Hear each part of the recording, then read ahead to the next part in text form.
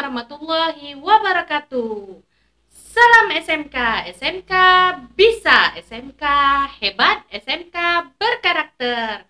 Apa kabar Anda Ibu semua? Semoga selalu dalam keadaan sehat walafiat, selalu dalam lindungan Allah Subhanahu wa taala, Tuhan yang Maha Esa. Pada pertemuan kali ini, Ibu akan menjelaskan tentang perkembangan penjajahan bangsa Eropa di Indonesia. Tapi sebelumnya, masih ingatkah Anda Ibu tentang pengaruh agama dan kebudayaan Islam di Indonesia? Materi kita minggu yang lalu, yaitu bukti-bukti peninggalan pengaruh agama Islam di Indonesia. Ada yang masih ingat? Ada? Ya? Silahkan.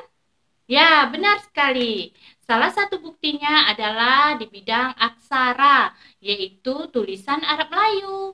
Kemudian di bidang seni bangunan, yaitu ada masjid-masjid yang bercorak Islam. Itulah peninggalan, bukti-bukti peninggalan pengaruh agama Islam di Indonesia.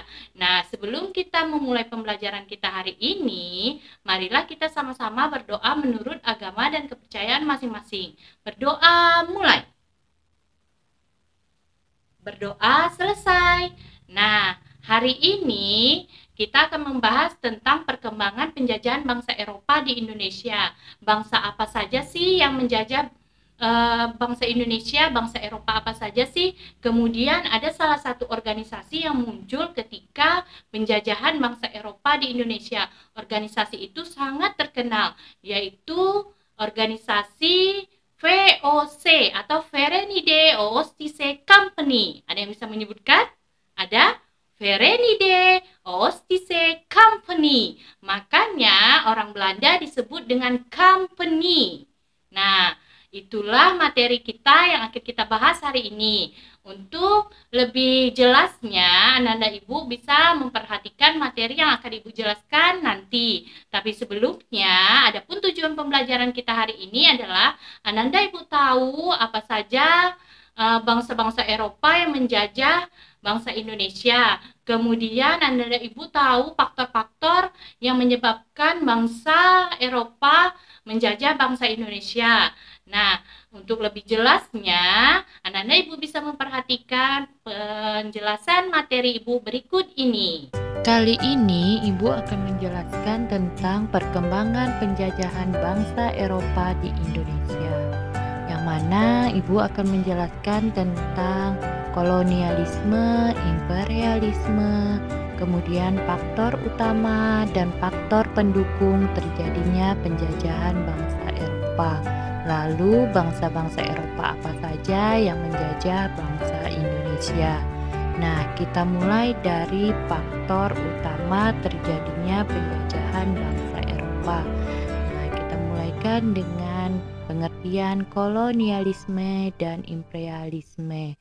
Kolonialisme adalah penjajahan, suatu sistem di mana suatu negara menguasai rakyat dan sumber daya negara lain, tetapi masih tetap berhubungan dengan negara asal. Imperialisme adalah sebuah kebijakan di mana sebuah negara besar dapat memegang kendali atau pemerintahan atas daerah lain, agar negara itu bisa dipelihara atau berkembang. Nah, kemudian yang kita bahas selanjutnya adalah faktor utama terjadinya penjajahan bangsa Eropa. Faktor utamanya yaitu gold, menimbun kekayaan. Adanya prospek ekonomi di dunia timur serta keinginan untuk berdagang secara langsung dengan dunia timur. Hal ini tidak terlepas dari kondisi ekonomi politik Eropa pada saat itu yang dapat digambarkan dalam dua hal, yaitu faktor Konstantinopel dan berkembangnya paham merkantilisme di Eropa. Nah, itu ada dua faktor dari bidang gold.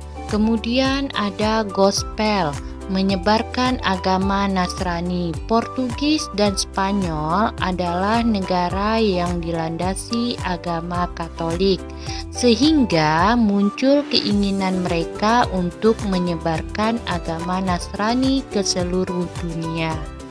Lalu faktor utama yang berikutnya adalah glory atau mencapai kejayaan sebagai bangsa. Jadi ada 3 faktor utama yang menyebabkan bangsa Eropa menjajah bangsa Indonesia. Kemudian ada faktor pendukung. Adanya penemuan baru dalam berbagai bidang, termasuk dalam bidang teknologi maritim, seperti kompas, navigasi, kartografi, atau pembuatan peta, dan karavel, atau perahu cepat berukuran kecil yang bisa melawan arah angin.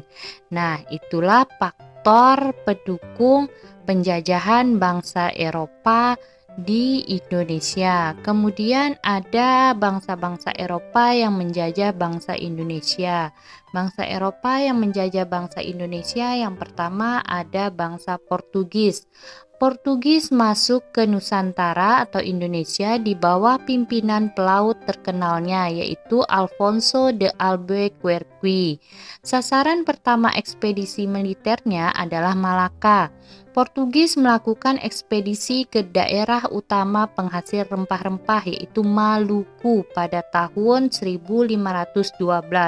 Ekspedisi ini dipimpin oleh utusan Albuquerque bernama Antonio de Abreu dan Francisco Cerro.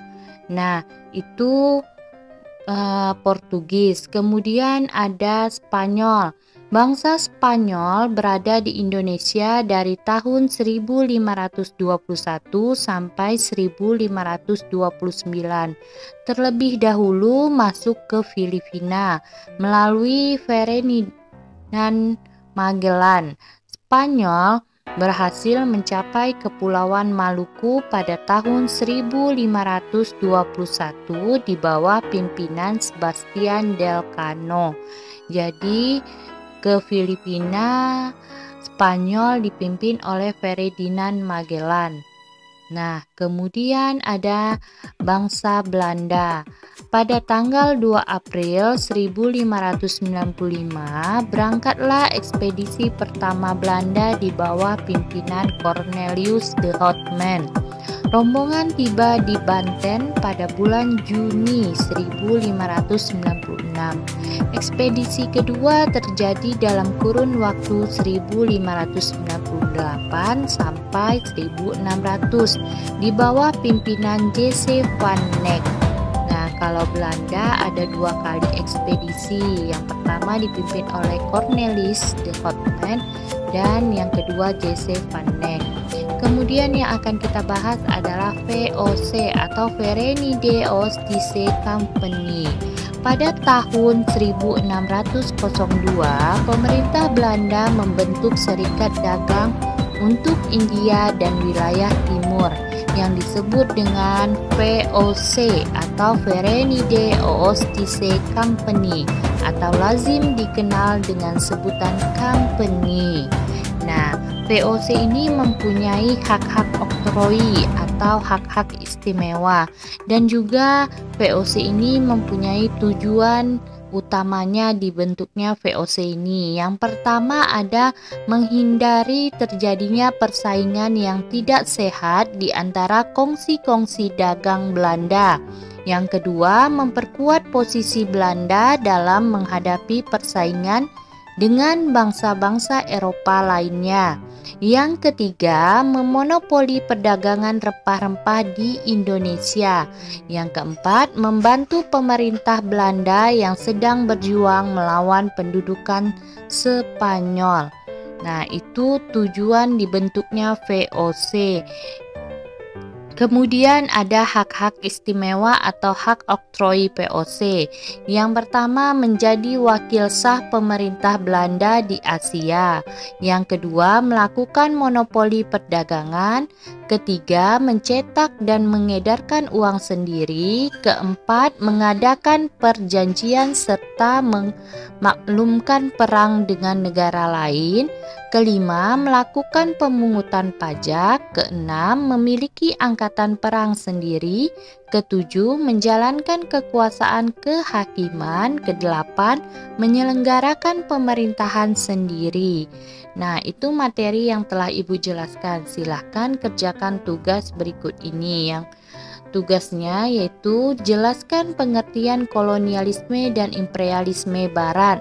Yang kedua, tuliskan 3 faktor utama terjadinya penjajahan bangsa Eropa. Yang ketiga, jelaskan tentang masuknya bangsa Portugis ke Indonesia. Yang keempat, tuliskan nama pimpinan ekspedisi kedua pada tahun 1598 sampai 1600 Belanda ke Indonesia. Yang kelima, tuliskan hak oktroi VOC. Nah, itu tadi materi kita hari ini yang telah Ibu jelaskan. Di akhir penjelasan materi Ibu tadi ada tugas yang harus Anda Ibu kerjakan. Tugas tersebut silahkan dijawab dan jawabannya kirim melalui Google Classroom. Ibu tunggu jawabannya paling lama 5 menit sebelum jam pembelajaran hari ini selesai. Nah, adapun kesimpulan dari materi kita hari ini, ada yang bisa menjelaskannya? Ada? Apa kesimpulannya?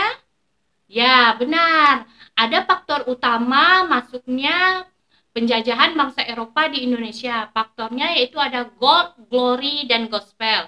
Gold adalah menimbun kekayaan, glory adalah mencapai kejayaan, dan gospel adalah penyebaran agama Nasrani. Sehingga di Indonesia adanya agama Nasrani itu adalah yang dibawa oleh bangsa Eropa. Kemudian ada yang namanya salah satu organisasi yang muncul ketika penjajahan bangsa Eropa, yaitu organisasi VOC, benar, yaitu Verenigde Oostindische Compagnie atau disingkat dengan VOC. Nah, itu tadi materi kita hari ini.